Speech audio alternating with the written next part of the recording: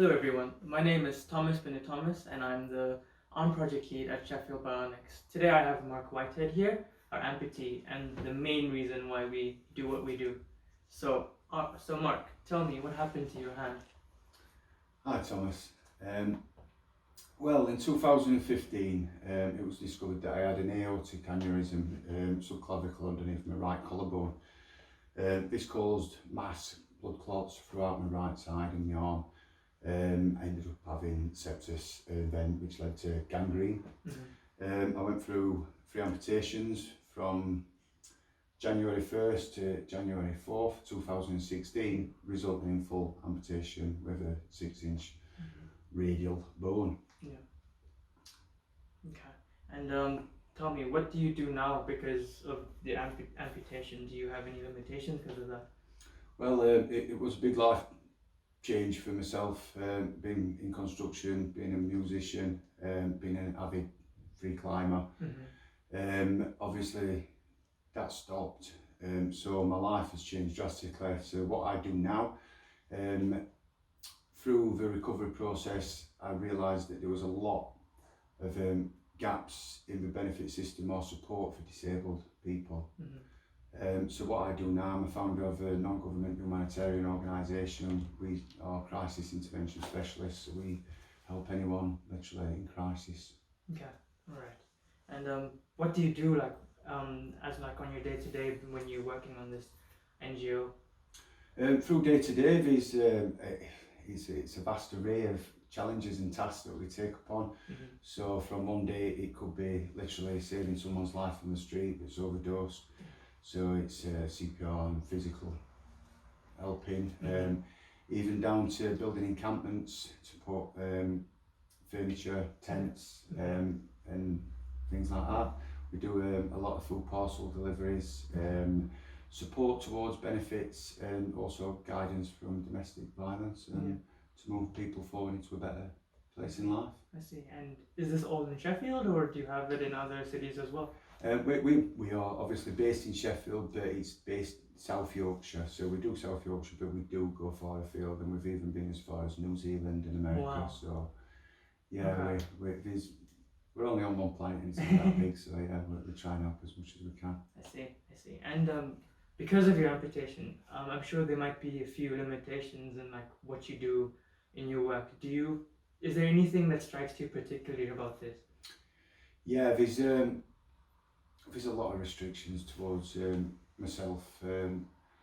With being an amputee, an upper limb amputee, there's very little guidance towards health and safety. So limitations that I'm not allowed to go to a lot of places. I get restricted because I can't get 3 points of contact if I'm going to be doing something such as climbing ladders or anything like that. Yeah. So the health and safety executive deem me not fit for purpose. So it's a little bit contradictory because there's not really much that I can't do efficient, but not as efficient as it would be with 2, you know. So it's it causes depression and anxiety. That's one of the big things of losing the limb. Speaking on that, I'm guessing that support system that you had, all those people you're working with, what you're doing for your NGO and everything, they've probably been pushing you so much. It has. On the outside, I get so much support, and there is physical support there. There is emotional support from a lot of people, and they take a lot. It's a two-way thing. So if I influence, then they'll share and support because they believe in what I do, or they believe in my purpose to what we're doing, and we always produce good results. But inside, it's still lonely. You know, it's something that it's the little things in life, because putting your socks on, tying shoelaces, going to the toilet, brushing your teeth, little challenges like that. Feeding my dog, opening a tin. Do you know? It took me 6 weeks to learn how to use a can opener. Oh no. And the mental struggle, the pain that I went through inside, that really, when you tell people, they just come up with an excuse or an opinion, say, well, there's an electric can opener, which you need 2 hands to use. Do you know, you have to lift one up, put it in, to push it down. There's not really much thought goes behind a lot of people's empathy. I see. So this is one reason why I try not to put my burden of me being an amputee onto people. I'll fight through it, but yeah, it's one of them things that I'll always miss because my right arm was me. Was your main arm? Yeah. I'm still right-handed. I can't go now. Still a right-handed. But yeah, it's even that learning to ride. Do you know, just small things like small things that I never realised it'd be a big challenge to me, such as like a signature. Yeah. Do you know? So is that really me? Because everything was set in stone. The driving licence had to change, passport, with detailed signatures at banks. There's so much that had to change.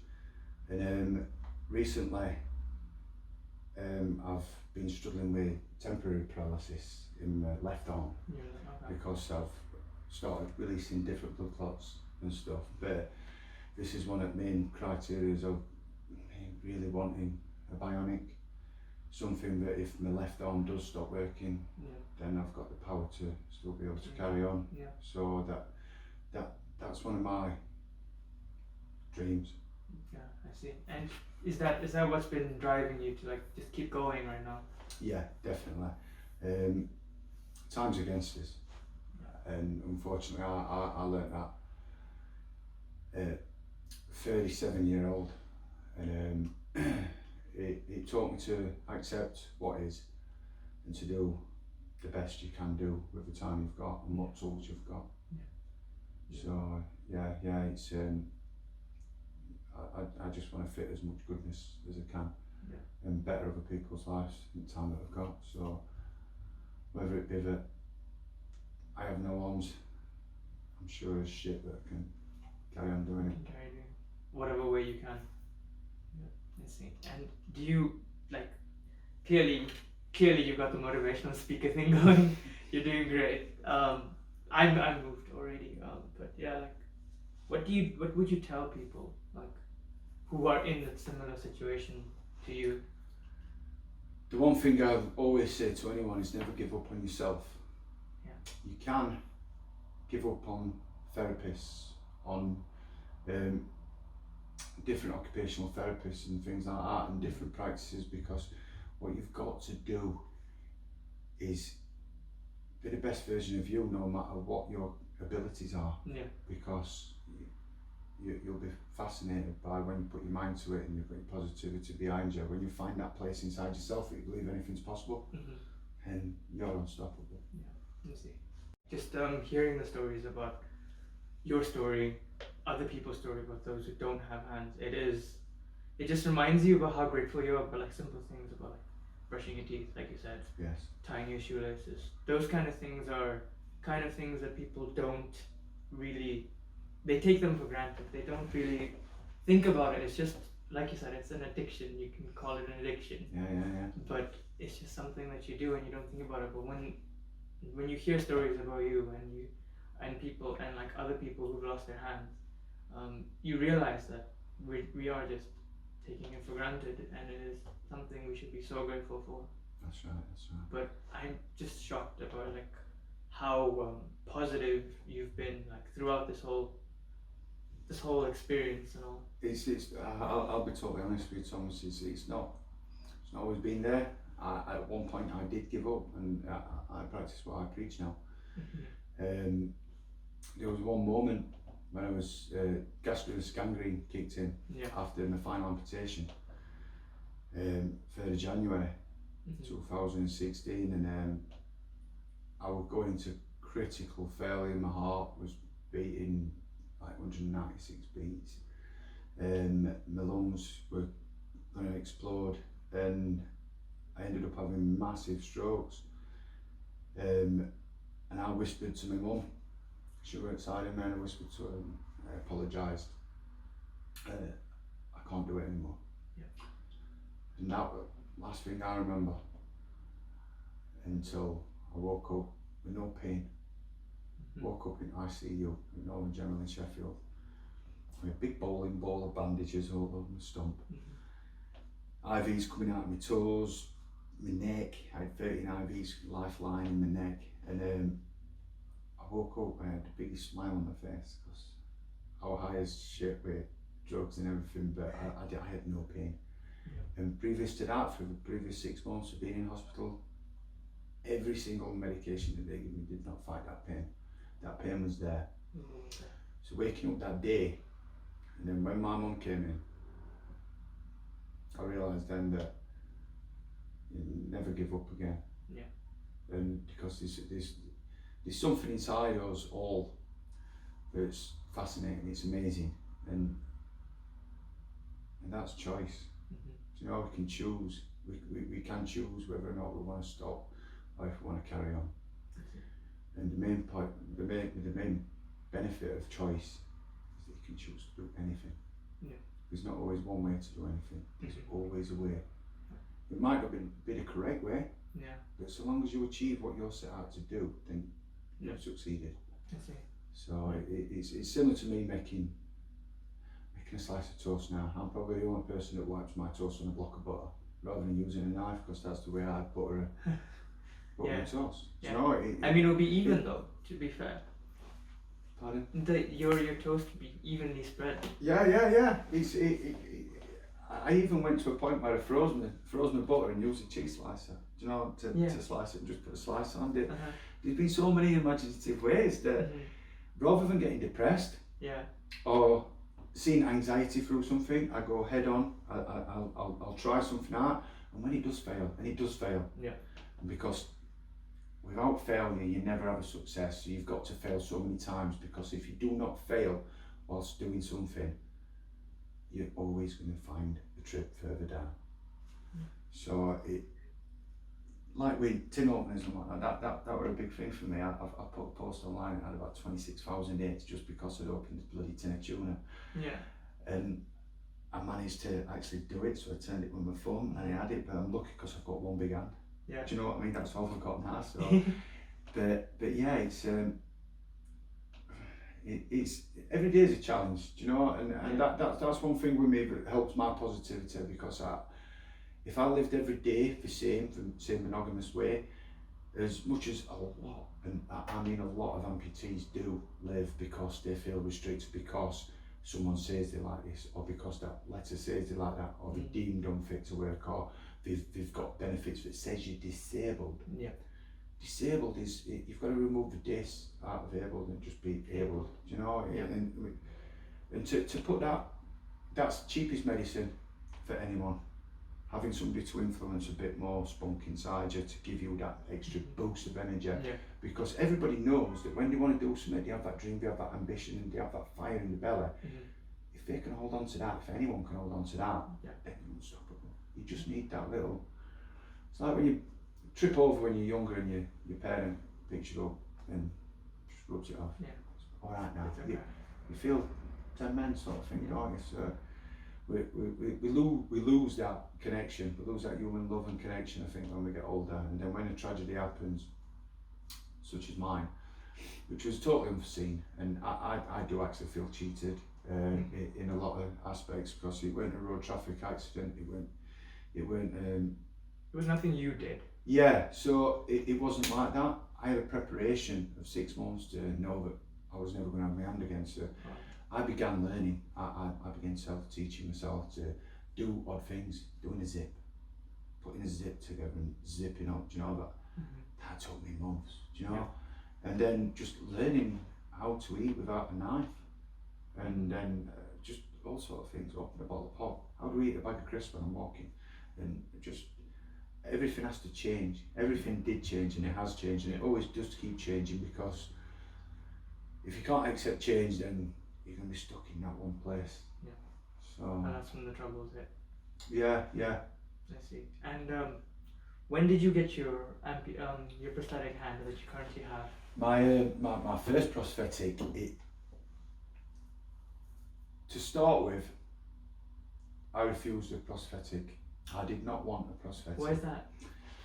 Just pure because I felt a little bit stubborn at the time, I believe. I was in the knowledge that prosthesis would not be available to me through the damage that was caused, or can I say caused, the damage that was left behind on a lot of my body parts, and after the strokes a lot of my body weren't working. So it's like this is the only thing that they never took away from me. That's my smile, you know. It's an amazing smile. I've always said that, and that powers me through so much, because it's more infectious than the measles, and I've always said that, you know what I mean. If you can pass a smile on to somebody, you never know how much that's going to change their life. But yeah, back to my prosthetic. I went to Blatchford's to have a look with the OT to see what was available.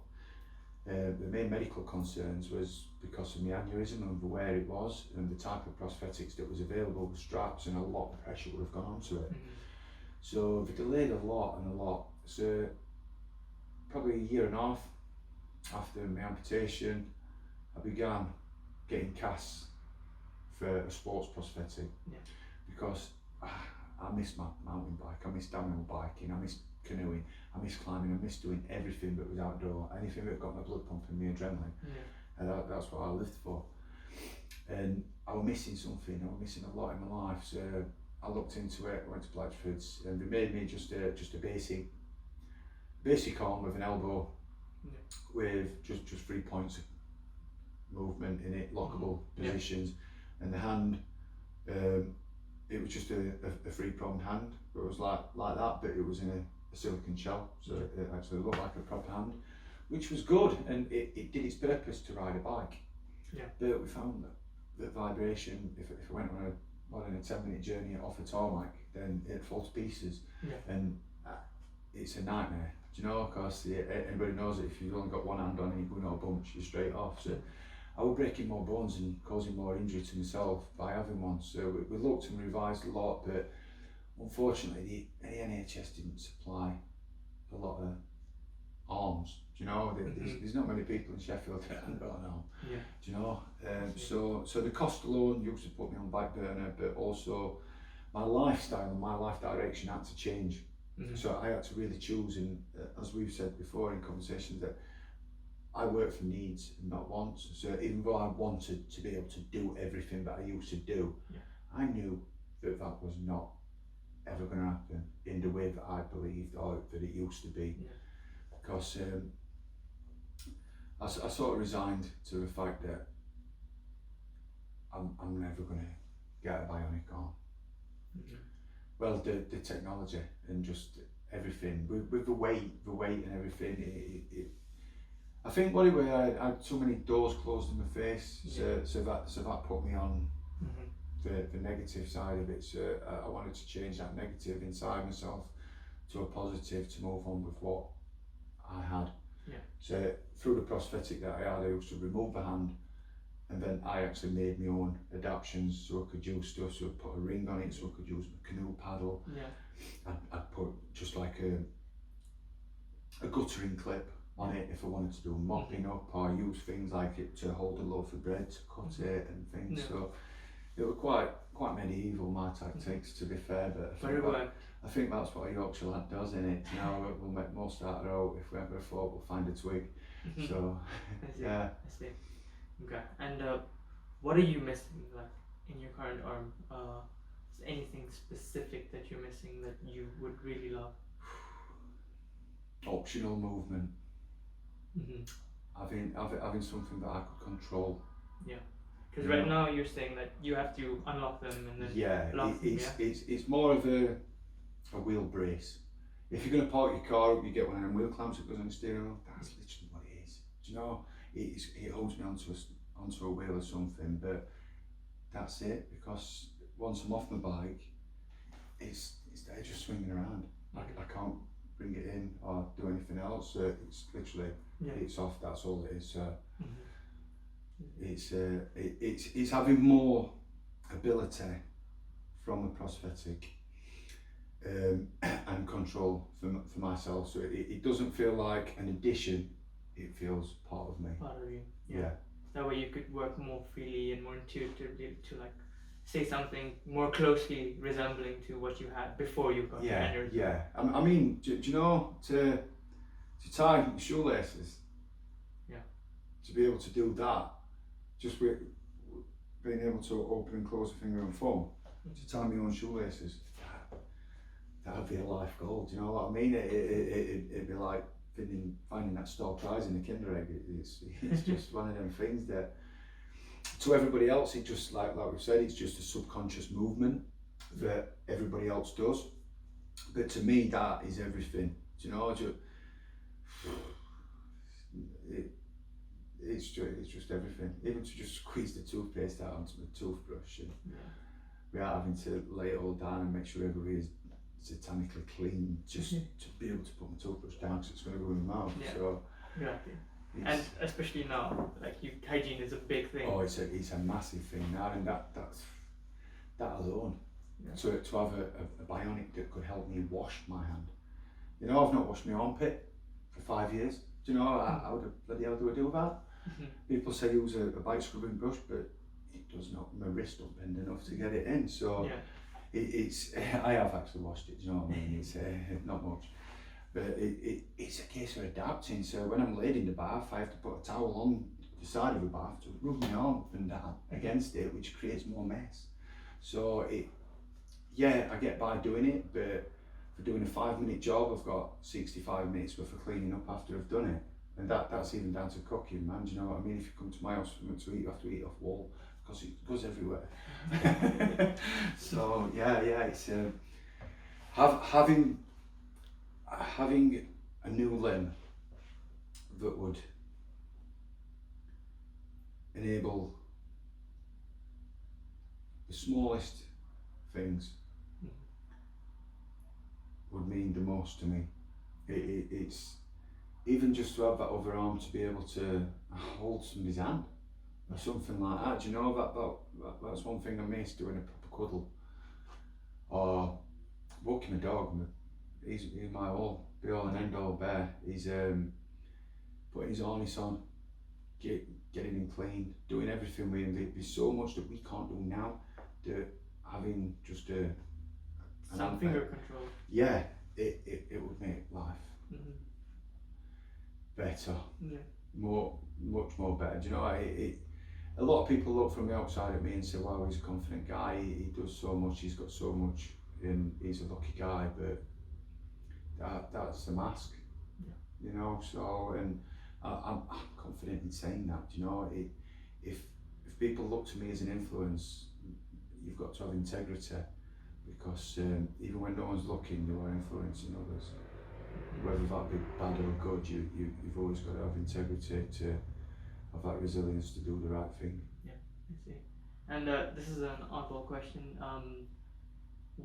We met in March during lockdown, March or early April. We met during lockdown, and we're just a bunch of university students trying to build an arm. What made you feel like, let's hop on that? Youth, ambition, and the belief that you can do better things for people that are limbless. Yeah. Because you guys, when you came along and you introduced, and I had a little bit of research towards Sheffield Bionics and how it all came about, it inspired me. It built something up inside me, and because through the 5 years I've not seen in this country, and especially in Yorkshire, anything like it. You know, there's been some great work down in Bristol University, but only to certain amount of stuff and towards funding, and it's a common thing, you know. Do you know? And there's a lot of birth defects and stuff as well, isn't there, that cause people to be born with no hands and arms and everything now. And unfortunately to say, I do believe that these new viruses that are coming out will create more abnormalities throughout the future. It's got to, because if we're moving certain genes in his bodies to create antibodies, then you're making room for something new, aren't you?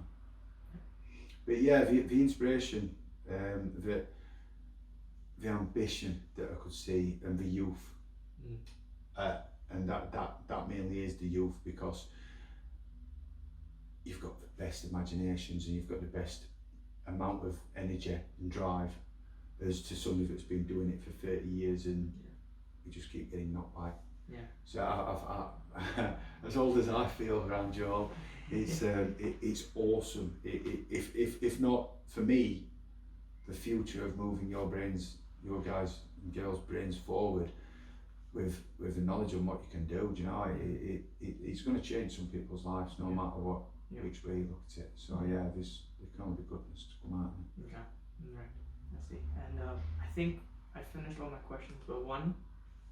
So far we've, because of the current coronavirus situation, our funding was cut off, but we did try a different number of ways to get it, and now our current method of trying to raise funds is by having a GoFundMe fundraiser. Yeah. And as I checked just before we met today, by the way, it was the first time we actually met.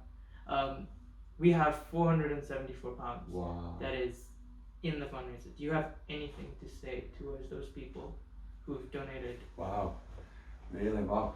£474 in what's that? Less than 5 days, 6 days, something about a like week, that. Yeah. That's absolutely phenomenal, and to all those that are supporting, and supporting you guys or supporting me or the whole team, and that's what I like to say. It's a whole team. Everybody's in it together. Yeah. I just want to say thank you, and the work that these guys are doing, and the trust that they have in me and the trust I have in them, it's phenomenal. And we just want to thank everyone, and we really do need this support, not just for me to get this bionic arm sorted, obviously, but where it's going to take prosthetics. Okay. All right. I think that's all the questions we have today. Thank you so much for coming, and it's been amazing. Thank you very much.